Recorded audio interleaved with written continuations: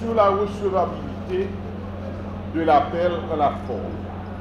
Attendu que l'ordonnance querellée rendue le 25 janvier a été signifiée le 27 février 2024 par acte du ministère de l'huissier Pierre-Roger Denis du tribunal de première instance de Port-au-Prince. Attendu que, suivant acte de l'huissier Chélomie Dorville de la Cour d'appel de Port-au-Prince, en date du 6 mars 2024, le sieur Marty Kessa a déclaré interjeter appel et, comme de fait, a interjeté appel de l'ordonnance du juge. Attendu que l'assignation contenant la déclaration d'appel du citoyen Marty Kessa a été signifiée le 6 mars 2024 dans le délai prévu par l'article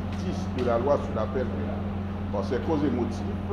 voir la Cour dire et déclarer que le présent appel est recevable pour avoir été interjeté dans le délai et la forme prévue par la loi. Sur les moyens de fond, nullité de l'ordonnance de renvoi pour irrespect des règles de la procédure pénale sur la fausse application du principe non bis in idem. Attendu que le juge d'instruction a déclaré dans son ordonnance mettre fin aux poursuites contre des inculpés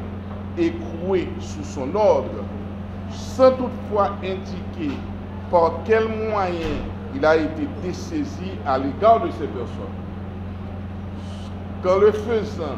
il divise le dossier de l'instruction et acte son désistement pour une partie des inculpés, que le dessaisissement du juge d'instruction est réglé par le Code d'instruction criminelle dans ses articles 415 et suivants. Par ces causes et motifs,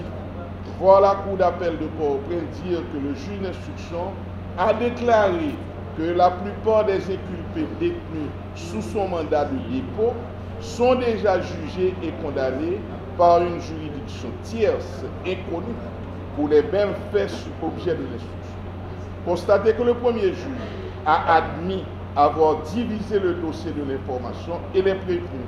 dire que ce comportement fait obstacle à l'application des dispositions de l'article 415 du Code d'instruction criminelle, dire également que la soustraction de détenus et la non-observance des formalités procédurales ne peuvent pas fonder l'application du principe non bis in idem et en conséquence déclarer nul et de nul effet l'ordonnance querellée.